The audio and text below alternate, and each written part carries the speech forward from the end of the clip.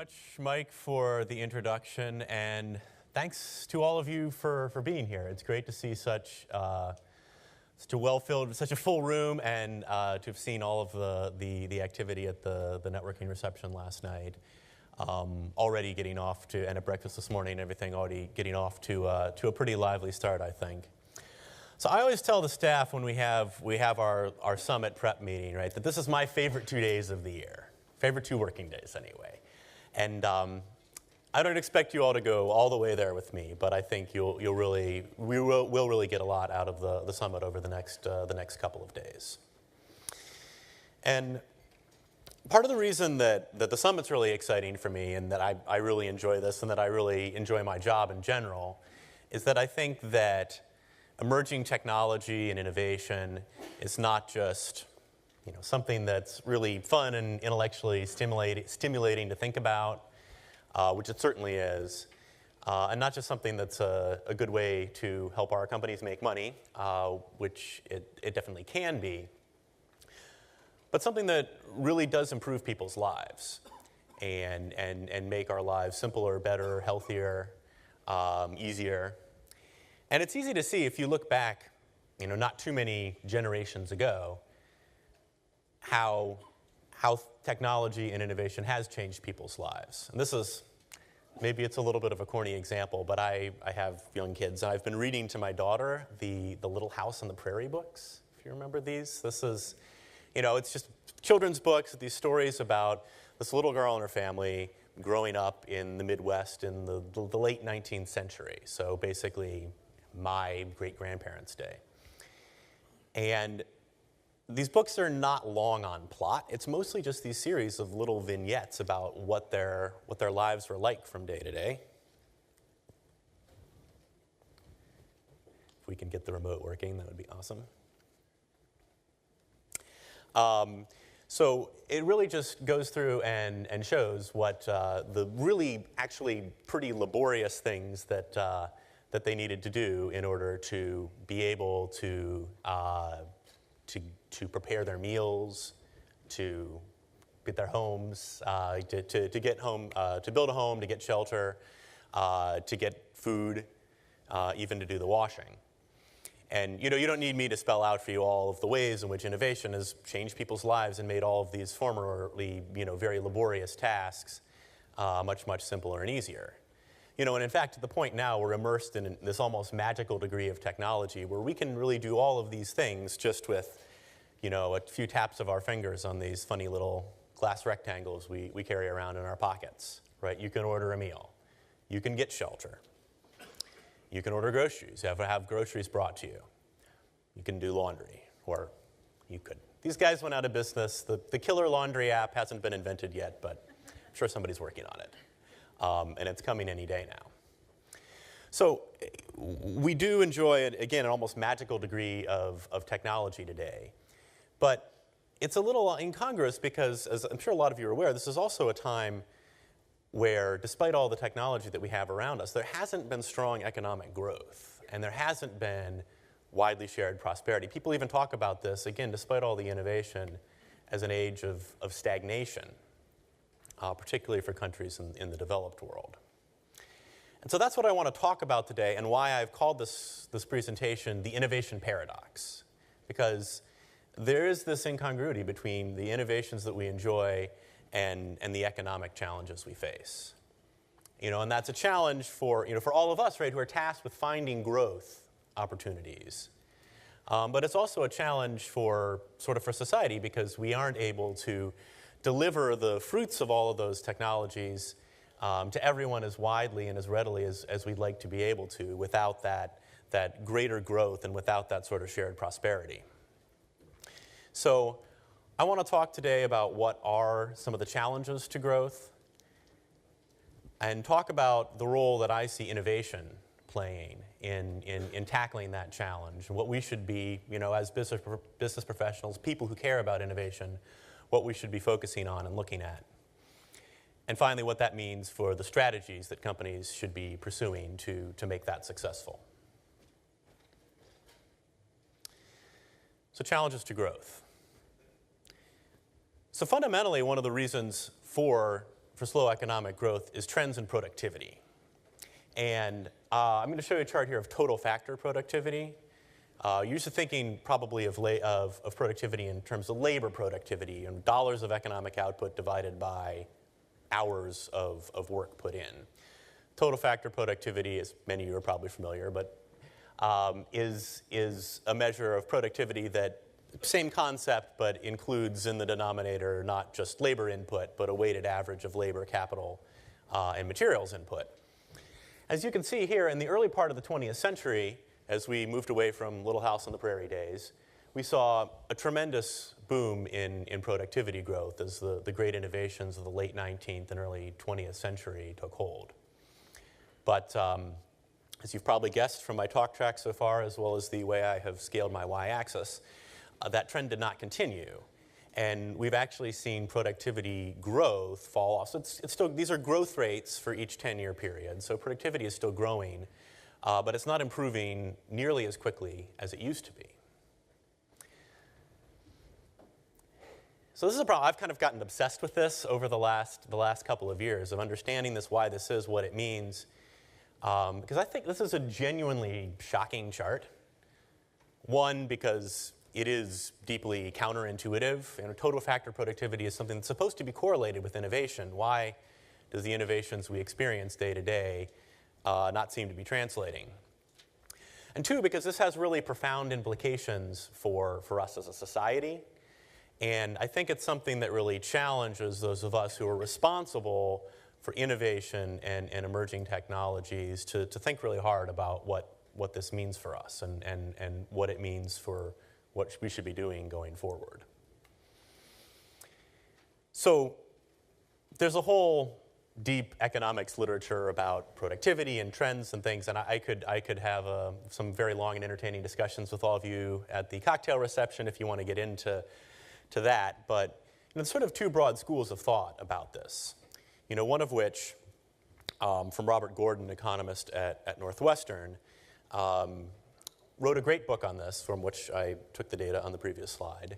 And he said the economic revolution of 1870 to 1970 was unique. So many of the achievements could happen only once. All the good stuff has already been invented, right? The car, automobile, electricity, antibiotics. These are the great innovations, and we're never going to top them. So I don't agree with this view. I think this is far too pessimistic, but I do recommend the book, The Rise and Fall of American Growth. Even if you don't agree with his thesis, it's a really fascinating work of economic history. In the contrast, there's more of a techno-optimist view, and the economist Eric Brynjolfsson from just across the river here at MIT, acknowledges the challenges we face, but say that, if you look at the innovations we see today, we believe that we're on the verge of another great wave of productivity growth as we take the technologies that are coming out today and really learn how to use and apply them. So I think there's grains of truth in both of these views, but I think the challenge that's before us today is not, and in general, right, is not to sort of adjudicate between these two conflicting viewpoints, but to see what we can actually do going forward to make the future more like the optimistic one that Brynjolfsson lays out and less like the pessimistic one that Gordon talks about. And this is particularly important to do because this trend in productivity is also intersecting with demographic trends, right? So I'm going to show quickly a few population pyramids here for the United States, starting in 1950. So most of you have probably seen these before, but it shows the population distribution by age, young people at the bottom, older people at the top, men and women. And as you can see, they're called population pyramids because traditionally they look like a pyramid. There's a lot of young people at the bottom and then a few older people at the top. But our population pyramid doesn't look much like a pyramid today. And if you play that forward another 20 years or so into the future, the trend grows even more pronounced. And particularly if you lay over here a line that shows retirement age, you can see we're also having a greater and greater portion of the population that's not working. All right. And by the way, this is both for this and the productivity data. I've shown data for the US, but the trends are very similar in other developed countries, Europe and Japan and elsewhere. So this is the big challenge for us, right? This is a big megatrend, because if we are seeing productivity growth decline, and we're also seeing the share of our population that's working decline, where are we going to get economic growth from? So a lot of our clients, a lot of you, right, will look to megatrends as opportunities, right? How can we play the megatrend of urbanization, of energy transitions, resource scarcity to find new business opportunities? I think this is a really fundamental megatrend that companies should also be thinking about, and in many ways is underlying the other ones, right? Because if we don't have this growth, if we don't have this shared prosperity, we're not going to have the resources to invest in things like, providing health care for an aging population, or investing in a new, cleaner energy infrastructure. So it's a little bit of a grim picture, but I want to talk for the rest of the presentation about really what we can do about it. And I think there's a lot that we can do, and a lot of reasons for optimism, a lot of ways that we can put ourselves more on that Brynolfson path and less on the Gordon one. So what I'm going to do now is talk about a few areas of innovation that I think show the opportunity in front of us. And one of the ways I'm going to try to focus that is, and I tried to select these, is actually by looking at productivity growth by industry. So this chart is going to show us a number of different industries in the US, showing the productivity growth over the last 10 years on the vertical axis and the overall output growth on the horizontal axis, with the size of the bubble showing the kind of overall size of the industry. You can see there's a pretty wide range, pretty wide distribution of performance. And you can see some sectors are doing very well. Anybody care to guess what's up here in the upper left? Remember, this is United States, 2004 to 2014. Oil and gas production. So if you can find a shale gas revolution in every industry, we're going to be in great shape. But there's a lot of sectors here, and the ones I want to focus on are the ones that are below water, that are actually seeing little or even negative productivity growth. And focusing particularly on the ones that are either very large and or growing rapidly. Because those are the areas where if we can really move the needle on productivity, that makes a big difference in the economy. So I'm going to go through 4 of these, 4 industries or groups of industries, and in each one talk a little bit about a historical example of how productivity has grown strongly in that industry in the past, and then give some examples and case studies on the innovations that we're looking at, that the Lux analysts have been studying today to try to, that I think can make a big difference in productivity. So first of all, the one that sticks out on the bad side is this fellow down here. It's the building and construction industry. Very large, very little growth, but relatively little growth, and negative productivity growth. Perhaps not totally surprising. But if you look at history and you look back in the 20th century, we did see a lot of productivity improvement in the building and construction industry when we've been able to apply more manufacturing and industrial thinking in that sector. And probably the best example of that from mid-century is mass production, where you actually brought that mass production mentality to the building sector rather than building sort of each home as or each structure as an individual product. You had developments like Levittown, these sort of great post-war suburbs that they built very quickly and very efficiently, very high productivity, by having a few standard designs and repeating those many times. Whatever you think about this aesthetically, it was a very effective approach to increasing productivity and providing affordable housing for a whole generation that was returning from war, starting new families. So what's the kind of industrial thinking that we can bring to the building and construction sector today? I think a lot of it comes from digitization and from building information modeling. So you'll hear some more about this later today from Ross Gazarski in his materials keynote. And you can read a lot about this from our materials and digital teams. But essentially by having a digital model of a building, you can bring a lot of efficiency and productivity, not just to the designing and building and permitting and material selection processes, but actually find ways to integrate that digital information to actually improve productivity on the construction site as well. So there's a lot of companies that are working on this. One particularly interesting example is from the Dutch Research Institute, TNO, is using augmented reality glasses and outfitting workers with those. You know, a construction worker can spend about 50% of their time just measuring where they need to drill or where they need to attach. Just helping them to do that much more quickly and efficiently on the construction site can be a big boost to productivity. And you can also see actual automation coming to the job site as well. So our autonomous systems team will cover advances like construction robotics, which makes a bricklaying robot. There's a few different varieties of this out there. And you can even see people 3D printing entire buildings. So this is Apis Core is a Russian company that actually 3D printed an entire house for about $10,000. It's a very small house, a one-room house. You wouldn't want to try to like raise a family in this or anything, but and their technology has some practical limitations. But it's a really interesting, I think, case study of the way that even something like 3D printing in the construction industry can be used and can find ways to enhance the productivity of that sector. All right, so let's go back for another one. What are some of these other industries that are below water here, below zero in terms of productivity growth? Well, there's sort of a diverse range of different manufacturing sectors, right? So our petroleum products group is doing great in growth because they've got all the oil coming from the people up there, oil and gas. But like many of these other manufacturing sectors, seeing poor productivity performance. So if you look at manufacturing in the 20th century, how that improved, one of the biggest drivers was electrification. So of course, going into the 20th century, we'd already had the Industrial Revolution. Everybody had steam engines.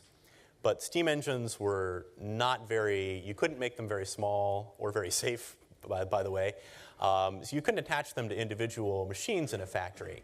What you basically had to do was have one big steam engine in the basement and have it attached to all the machines in your factory by these complicated systems of belts and pulleys to run the individual looms or lathes or whatever that people were using. And these are ingenious and they're beautiful to look at, but they're not particularly efficient, and especially they're not very flexible. So Henry Ford famously said if he had to rely on these type of direct drive systems, he never would have been able to create the assembly line because they lack the flexibility and the ability to transfer the power over large enough distances. So electrification and replacing these with electric motors was a really important trend in the 20th century. And as you can see, the sort of early half of the century, they did displace these direct drives. And you did see a big boost in productivity coming along with that. But the interesting thing about this is that the electric motor was invented about 30 years before this, right? Not just invented, but the first practical industrial motors were available about 30 years before this, right? And so it took almost a generation from the invention of that technology before people really understood how best to apply it in a manufacturing environment. So what's the analogy for that today? The technology we've had for a while that people are just starting to learn to use in manufacturing. It's the Internet of Things, industrial internet, industrial IoT, Industry 4.0, whatever you want to call it. Integrating that connectivity and sensing into the factory, that type of information technology, which you can hear a lot more about from Kevin C. In his digital keynote tomorrow, can bring a lot of benefits. So we've talked about companies like Sight Machine, which can actually integrate data, not just from one factory, but from factories around the world, and say, hey, that injection molding machine in your factory in Indonesia isn't performing as well as the same model in North China. And it seems to be because of the humidity in the factory there. So if you put in some climate controls to address that, you can improve the performance of the machine. There's a lot of ways that you can use that type of sensing and connectivity and analytics to improve manufacturing productivity. And there are a lot of signs that this is something that is now really starting to scale. So you're seeing companies like BitStew Systems that have found ways to take the data assembly and integration and analysis steps that might have taken months before and bring that down, in some cases, to just a few hours. So good enough to get them acquired by GE late last year. So beyond manufacturing, one of the other sectors, the third of the four I'm going to talk about is healthcare. Obviously, been in the political news a little bit recently, and obviously something that is a significant and growing part of our economy, and one where we all hear about soaring healthcare costs without a lot of corresponding improvements and results. That's a symptom of poor productivity in this sector. So if you look at public health, if you look at healthcare and health in the 20th century, one of the things that's the most striking to me, striking facts I found in researching this, right, is in Little House on the Prairie days, late 19th century, if you had a baby, there was about a 1 in 4 chance that that child was not going to live to see the age of 5. Just a staggering fact to me every time I think about it. But that was the reality, that was the norm, and it had been that way for centuries. But in the early 20th century, we saw a dramatic decrease in just the first few decades of the century in infant mortality, and corresponding increases in health for older people as well. But this was really the main driver for this. This was really brought about not by any particular advance in medicine, not any great new drug or surgical technique, but advances in public health, most notably clean water. Right? So this is the era when the great public water works were built in cities like Chicago and Boston and many others around the world, and where advances in water purification like filtration and chlorination were actually developed and deployed. And that had a huge impact, and there's nothing that improves your productivity quite like not dying. So that's this type of public health advance really does make a big difference. So what's the public health issue that we should think about addressing today? I would argue it's obesity. Right? So this is something that has been growing in the US and particularly seeing sharp growth in rates of extreme obesity. While the US is a leader here, this is not the only country that's experiencing this trend. And this is a big public health issue because obesity has obviously a lot of health issues associated with it, but it affects people of all ages, right? And particularly many people, unlike a lot of other diseases which do disproportionately affect the elderly, this is something that affects the health and the productivity of a lot of prime working age people as well. So there's innovations that we're looking at in digital health that can help to address this. Everybody has their Fitbits and trackers, and you can get data about your health and activity that way. But companies like Fruit Street will go beyond that by not just providing you with that data on a nice little dashboard, which they certainly can do, but actually providing that to your healthcare provider and providing a telemedicine solution that allows you to connect more regularly with your provider in a much more efficient, more productive way than having to go into the office all the time, to provide you with more customized advice and to help keep you on track for a weight management plan. Weight management is really their big focus here. So you can hear more about some of the healthy consumer incentives for healthy ways to incentivize and drive healthy consumer behavior from Noah Gerson in the Life Science Health and Wellness track tomorrow morning. And you can also hear more about food. So Sarah Olson's going to talk about this afternoon, and about health and wellness and some of the opportunities there. But one of the key areas that's been seeing a lot of research, both a lot of great academic research and a lot of interesting work that our analysts have done on the microbiome and how the health of your gut microbiome actually affects a wide variety of conditions, but obesity and weight management very much among them. And so there's companies now that it's relatively early days for this field scientifically, but there are companies now that are starting to translate this into real product opportunities. So Optibiotics, working with SlimFast, producing a line of foods that's designed to help cultivate a healthy microbiome. And even companies like Day 2 that will sequence your personal microbiome and give you personalized recommendations about what types of food that you should be eating or avoiding to help with weight management, or in their case, they're focused more on dealing with blood sugar levels, and so helping to deal with diseases like diabetes that might be associated with obesity.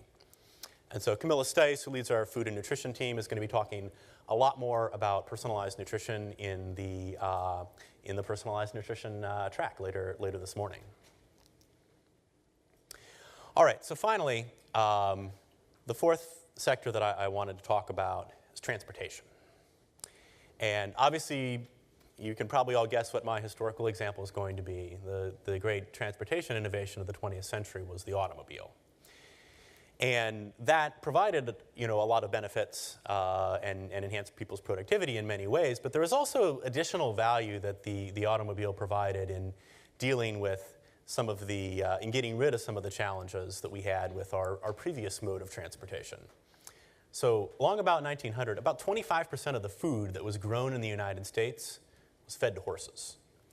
So that was both an inefficient use of resources and something that created a lot of problems when it came out the other end. So you can read about things like the Great Horse Manure Crisis of 1894, and this was a major challenge for urban planning and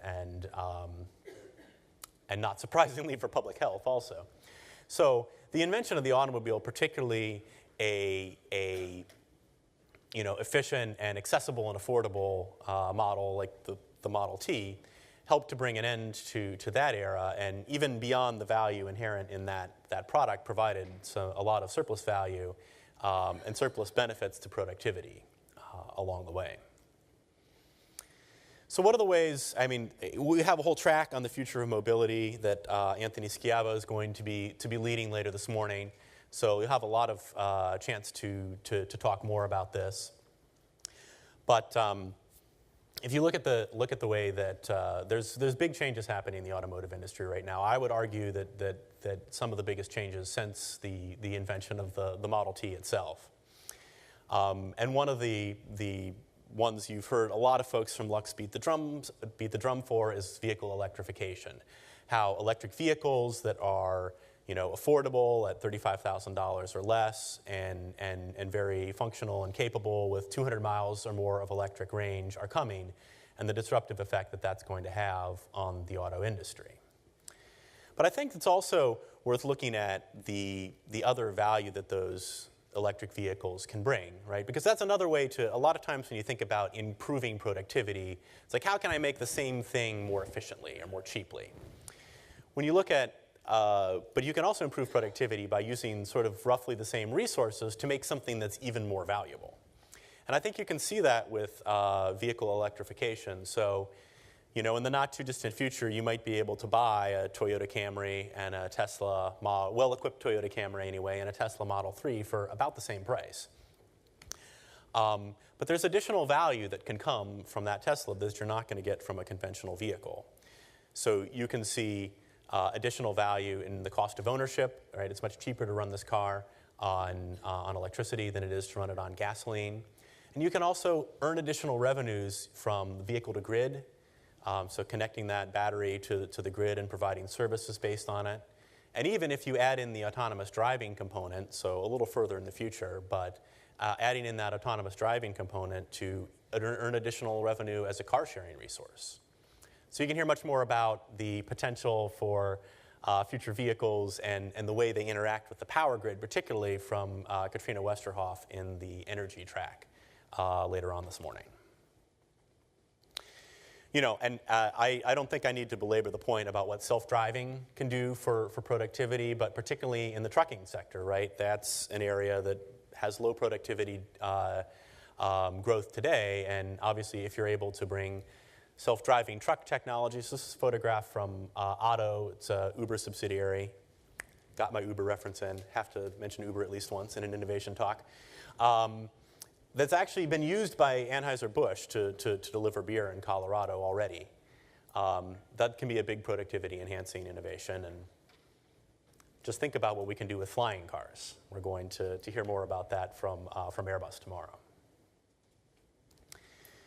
So we've covered a lot of technologies and a lot of innovations, and I think it shows that there's a lot of opportunity to, there's a lot to be excited about, and there's a lot of opportunity to address some of the growth challenges we face, right? And it'd be easy at this point to sort of declare victory and say, okay, look, we've got these technologies, just go out, invent them, commercialize them, make them better, bring them to market, and we can tackle this challenge, right?